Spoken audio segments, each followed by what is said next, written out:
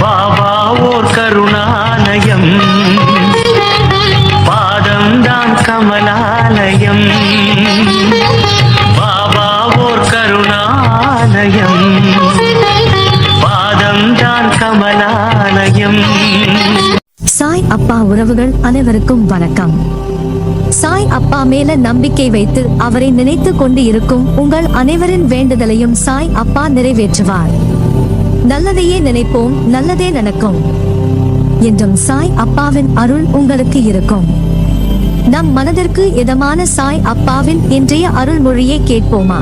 அன்பு குழந்தையே, என் மனதிற்கு பிடித்தமான செல்ல குழந்தை நீ. உனக்கு நான் அள்ளி அள்ளி தரப்போகிறேன். இத்தனை நாட்களாக நீ பட்ட கஷ்டங்கள் எல்லாம் ஒரு முடிவுக்கு வந்துவிட்டது. உன் கடன் சுமை தீரும். உன் குழந்தைகள் உனக்கு பெருமை சேர்ப்பர். திருமணம் தடைப்பட்டு கொண்டே இருந்தது, அதுவும் நீங்கி மிக விரைவில் உன் மனதிற்கு பிடித்த ஒரு உறவு ஒன்று உன்னை தேடி வரும். மிகப்பெரிய அற்புதம் உன் வாழ்க்கையில் நடக்கும். இனி நீ கவலைப்பட வேண்டிய அவசியமும் இருக்காது. இனி ஜெயமாக இருப்பாய். இன்னும் கொஞ்ச நாள்தான். நீ ஆசைப்பட்டது மாதிரி உன் வாழ்க்கை மாறும். என் மீது நம்பிக்கை கொள். கண்டிப்பாக நான் உனக்கு ஒரு நல்ல வாழ்க்கையை அளிப்பேன். இன்னும் சில தினங்களில் வெற்றி மேல் வெற்றி பெற்று சீரும் சிறப்புடன் இருக்க போகிறாய். அதனால் உன் மனதில் இருக்கும் அனைத்து எதிர்மறை எண்ணங்களையும் அழித்துவிடு. நன்றாக இருப்பேன், லட்சியத்தை அடைவேன் என்று முதலில் நீ நம்பிக்கையாக இரு. அப்போதுதான் உன் வாழ்வில் அமைதியும் வெற்றியும் ஏற்படும். நான் நேர்மையாக நல்ல எண்ணமாக தான் சிந்திக்கிறேன், ஆனால் நான் எதிர்பார்க்கும் எந்த நன்மையும் நடக்கவில்லை, கெடுதலே நடக்கிறது என்று புலம்பாதே. சில விஷயங்களில் நீ எதிர்பார்த்தது நடக்காமல் போனால் அது உனக்கு தீமைதான் என்று முடிவு செய்யாதே. வாழ்வில் நினைத்தது நடக்க நல்ல நேரம் ஆரம்பமாக வேண்டும். உனக்கு விரைவில் நல்ல நேரம் ஆரம்பமாகிவிடும். அப்புறம் பார், நீ தொட்டதெல்லாம் வெற்றிதான். அதுவரை வாழ்க்கையில் ஏற்ற இறக்கமான சூழ்நிலை இருப்பது இயல்பே. ஆனால் எது உன் வாழ்வில் ஏற்றம் இறக்கம் என்று நீ முடிவு செய்வதை விட காலம் அதை முடிவு செய்யும் போது இது ஏன் இப்படி நடந்தது என உனக்கு புரியும். கவலைப்படாமல் உன் கடமையை செய். அன்பான, நிறைவான, மகிழ்ச்சியான வாழ்க்கையே என் ஆசிர்வாதங்களுடன் நீ நன்றாக வாழ்வாய். அதுவரை உன் கர்ம வினைகளால் உனக்கு ஏற்படும் சுகத்தையும் துக்கத்தையும் நீ அனுபவித்தே தீர வேண்டும்.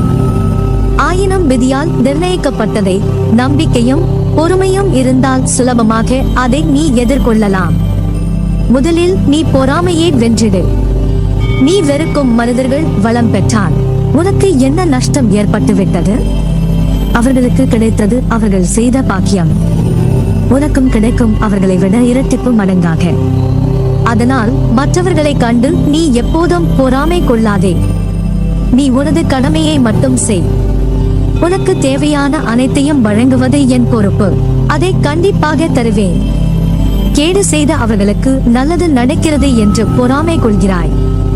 அவர்களுக்கு அவர்களுடைய கர்ம பலன்களால் கிட்டியது. அவர்களை போன்று பதவி, அதிகாரம், பணம், செல்வாக்கு உனக்கு கிடைக்க வேண்டும் என்று எண்ணுவதால் உன்னை தேடி வரும் நல்லதை நீ தவற விடுகிறாய். ஒன்றை புரிந்து கொள் குழந்தாய், எல்லோரும் ஒரே மாதிரி வாழ முடியாது. அவரவருடைய கர்மவினைகளின் படி அது மாறுபடும். உனக்கான நல்லதை யாராலும் தடுக்க முடியாது. உலகில் நிறைய பேர் உன்னை விட மிகவும் துயரங்களை அனுபவித்து வருகின்றனர். இருப்பதை வைத்து நீ மகிழ். உனக்கும் நலம் கிட்டும். நாமும் பாக்கியசாலிகள், நலம் பெறுவதற்கு முயற்சி மேற்கொள்வோம் என்ற எண்ணத்தை வளர்த்துக் கொள்ள வேண்டும். ஒன்றை இழந்தால் அதை விட சிறந்த ஒன்று உன்னிடம் வந்து சேரும். நீ இழந்தது உனக்கு நல்லதல்ல என்பதை காலம் நிச்சயம் ஒரு நாள் உனக்கு சுட்டி காட்டும்.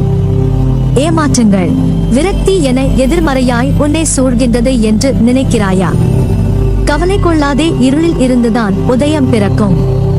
அதை போலவே பௌர்ணமி, அமாவாசை என இரண்டுமே உலக மனிதனின் வாழ்க்கையை சொல்லும் மிக பெரிய உதாரணம்.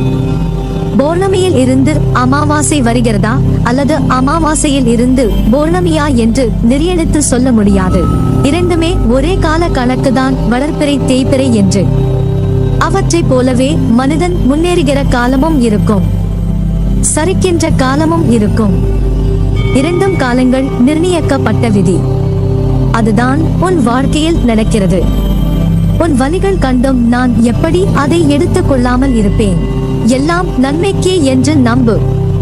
உன் நம்பிக்கையும் பொறுமையும் தான் வாழ்க்கையை வெற்றி என்னும் திசையில் பயணிக்க வைக்கும். உன்னை சூழ்ந்துள்ள துயரங்களையும் சூழ்ச்சிகளையும் எதிர்த்து அதை தகர்க்க செயல்பட்டால் அதற்கு பெயர்தான் தைரியம்.